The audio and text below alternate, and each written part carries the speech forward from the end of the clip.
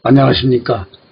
저는 천주교 서울대교구 연령연합회에서 한국천주교회의 상장례를 강의하는 박명진 심원입니다. 반갑습니다. 오늘 강의는 어린이 장례이사 두 번째로서 제2독서부터 하겠습니다.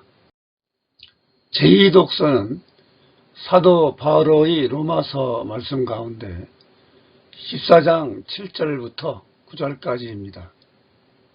형제 여러분, 우리 가운데에는 자신을 위하여 사는 사람도 없고 자신을 위하여 죽는 사람도 없습니다. 우리는 살아도 주님을 위하여 살고 죽어도 주님을 위하여 죽습니다. 그러므로 우리는 살든지 죽든지 주님의 것입니다. 그리스도께서 돌아가셨다가 살아나신 것은 바로 죽은 이들과 산 이들의 주님이 되시기 위해서입니다.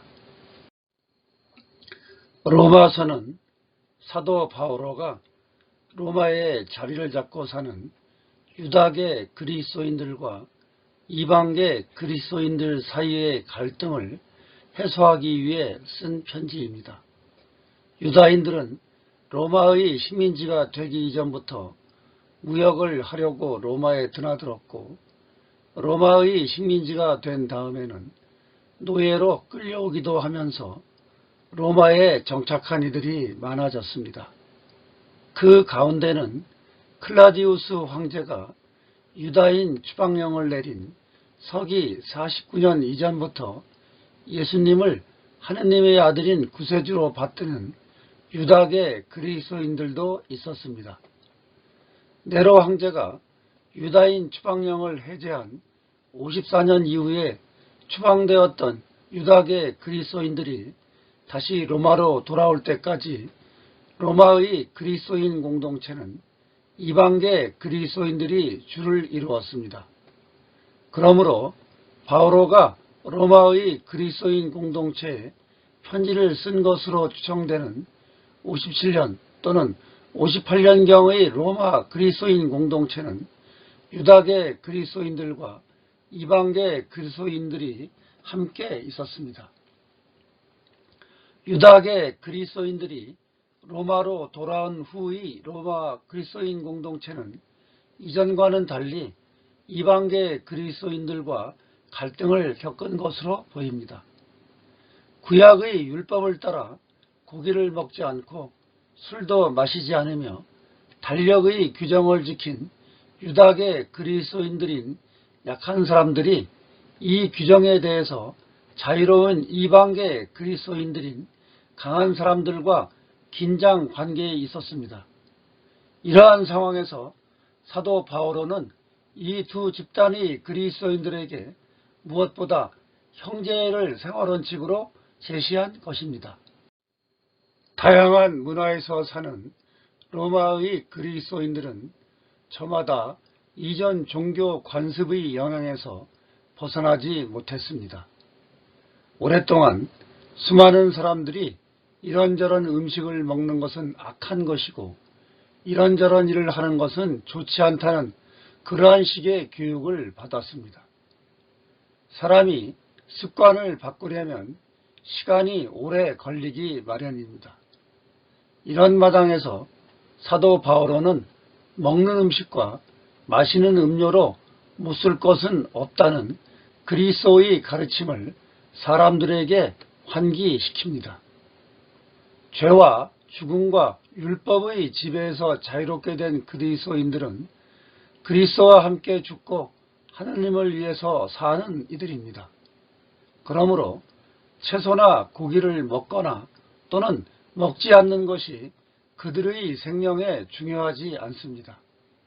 삶과 죽음의 목적은 주님을 위한 것이기 때문입니다. 그리스도께서 돌아가시고 부활하심으로써 온 우주의 주인으로서 다스리신다는 것은 약한 이들이나 강한 이들이나 모두 주님께 속한다는 것을 보여줍니다. 그러므로 그들이 음식 문제나 축일 규정으로 서로 심판하는 것은 주님의 보편적 주권을 따르지 않는 것입니다. 그래서 바오로는 강자들에게 신학적으로 정당한 자유를 양보하면서 약자들의 세심한 태도를 받아들이고 평화로운 공동체를 이루라고 당부한 것입니다. 바오로는 구원이 인간의 해방이요 우리가 예수님의 죽음과 부활을 통하여 하느님의 사랑을 발견할 때 구원된다고 합니다. 그러므로 어린이의 죽음이 우리에게 가져다주는 메시지는 이 어린이가 비록 남들보다 빨리 죽었으나 주님의 자녀로 새롭게 태어나게 해주신 주님의 한없는 사랑을 믿기 때문에 그 어린이가 어떤 처지에서 생활했던 간에 예수 그리스도의 죽음과 부활의 은총으로 구원될 것이고 영원한 생명을 누릴 것이라는 확고한 믿음입니다. 복음 환호성은 마테오복음 11장 25절의 말씀입니다. 할렐루야. 하늘과 땅의 주님이신 아버지 찬미 받으소서. 아버지께서는 하늘나라의 신비를 철부지들에게 드러내 보이셨나이다. 할렐루야.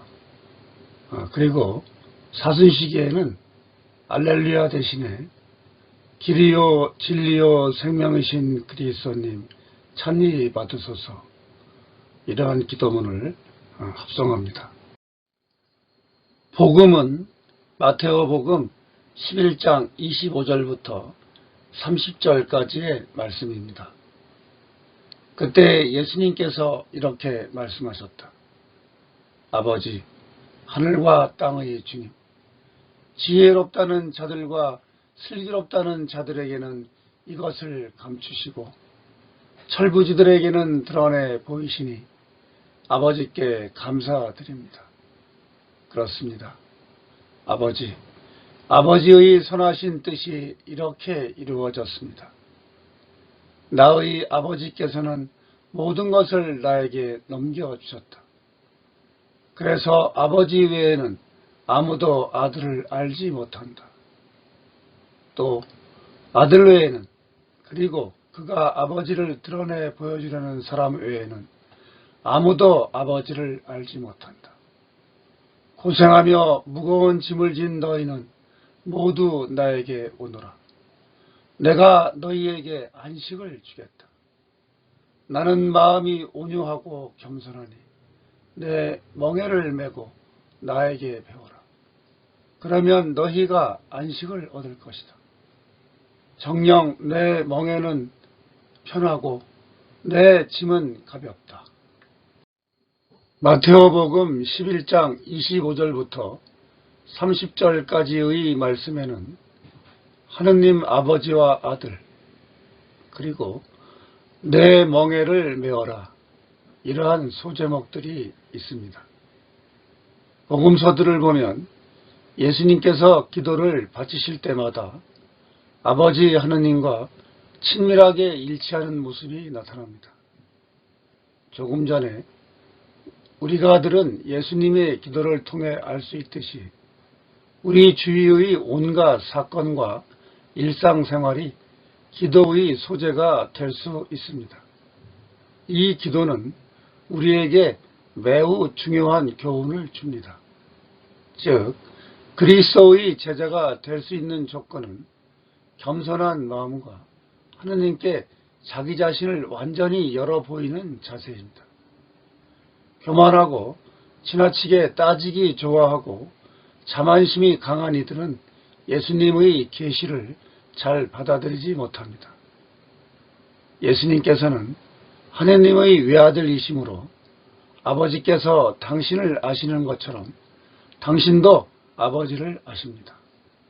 예수님께서는 하느님이시기 때문에 우리에게 모든 것을 요구하실 수 있습니다. 그분은 외부에서 우리를 찾아오시는 것이 아니라 바로 우리 마음속에서 영향을 주십니다.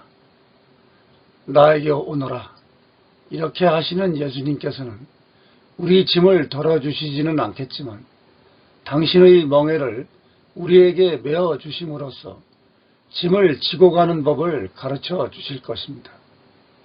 유다인들은 학생들에게 전해주는 신적인 가르침을 짐이라고 했고, 마음속으로 배워야 하는 스승의 가르침을 멍에라고 했습니다. 인내심이 많고 겸손한 스승이신 예수님께서는 우리 생활과 우리가 지는 십자가를 통하여 하느님의 자비를 볼 수 있게 하십니다.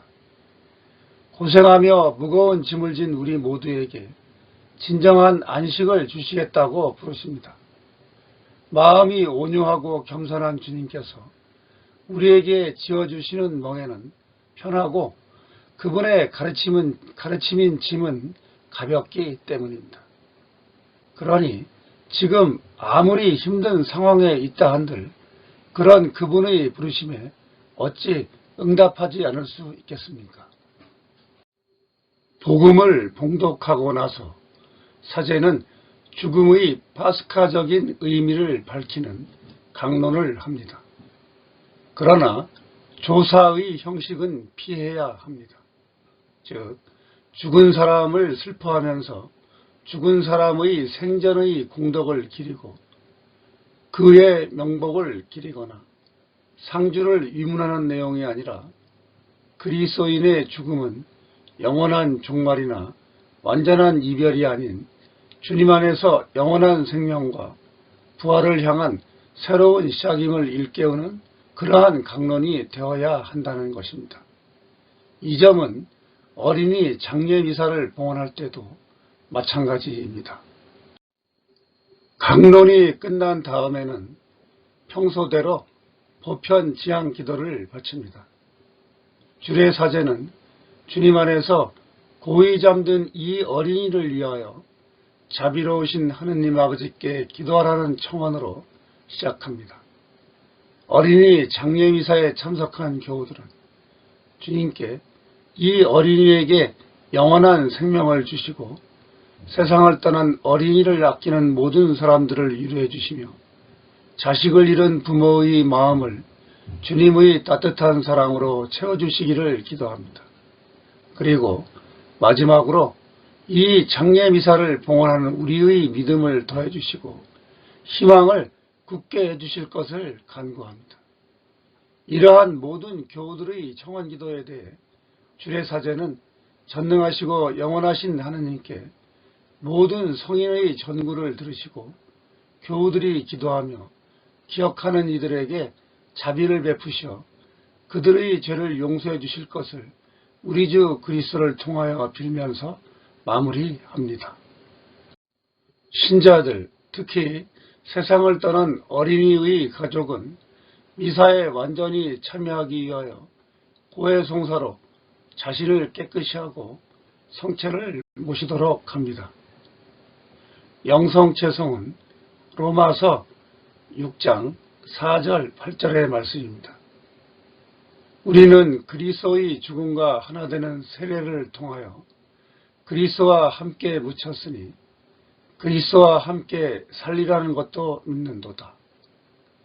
그리고 영성체 후 기도는 주님 성자의 성체와 성혈을 받아 모시고 믿는 마음으로 청하오니 이 거룩한 신비로서 저희에게 영원한 생명을 기다리는 희망을 북돋워 주시고 현세의 슬픔 중에서도 주님의 위로를 받게 하여 주소서.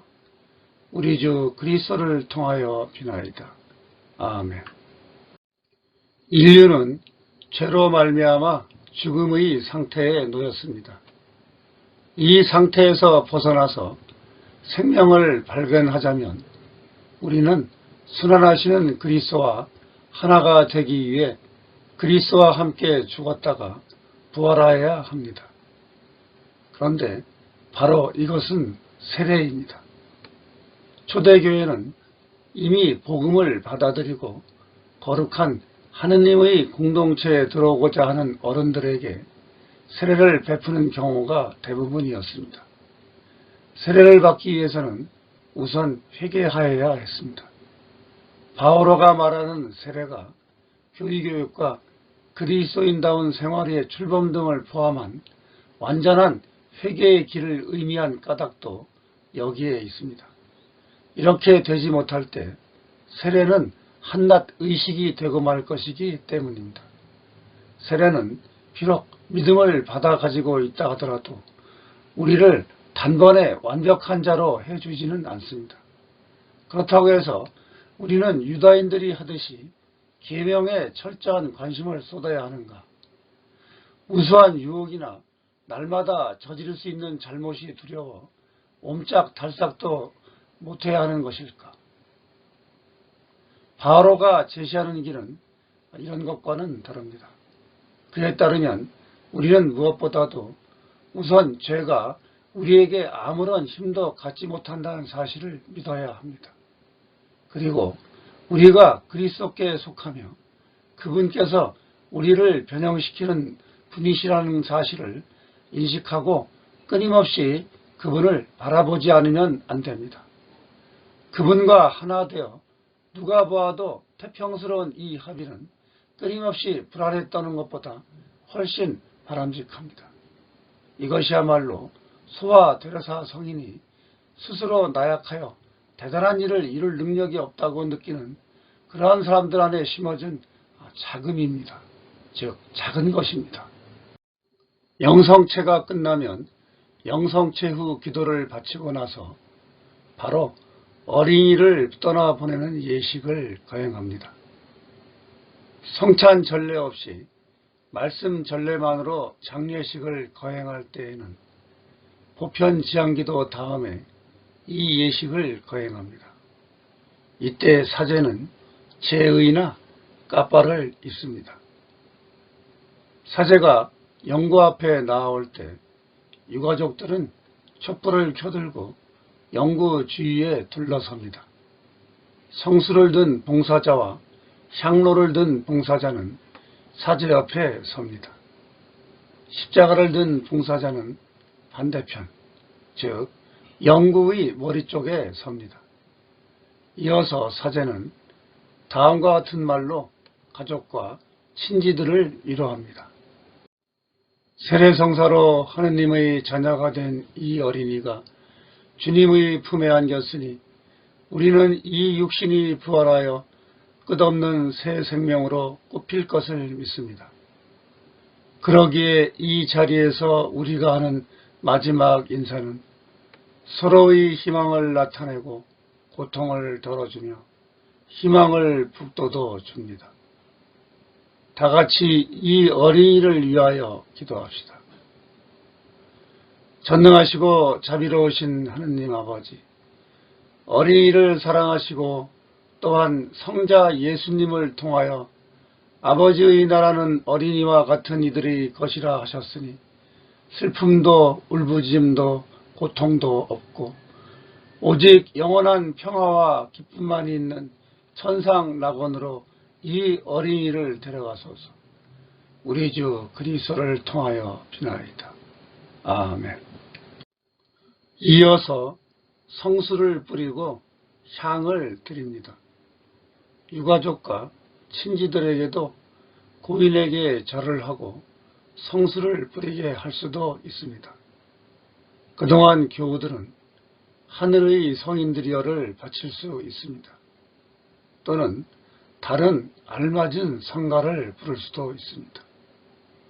하늘의 성인들이여는 운명할 때와 장례를 거행할 때 바치는 기도문으로서 초대교회로부터 이어져 온 기도문입니다. 로마시서에 있는 숲베니테, 즉 승리의 찬가라는 이름의 기도문을 한문본 성교 예규 권일에 한문으로 번역했고 천주 성교 예규 제1권 영원히 육신을 떠나거든 즉시 아랫경을 염어라, 이러한 해설 다음에 있습니다.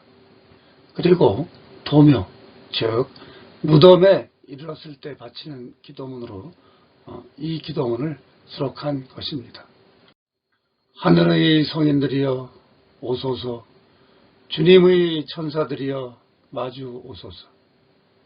이 교훈을 받아 지극히 높으신 하느님 앞에 바치소서. 이 교훈을 부르신 그리스도님, 이 교훈을 받아들이소서. 천사들이여, 이 교훈을 아브라함의 품 안으로 데려가소서. 이 교훈을 받아 지극히 높으신 하나님 앞에 바치소서. 주님, 그에게 영원한 안식을 주소서. 영원한 빛을 그에게 비추소서.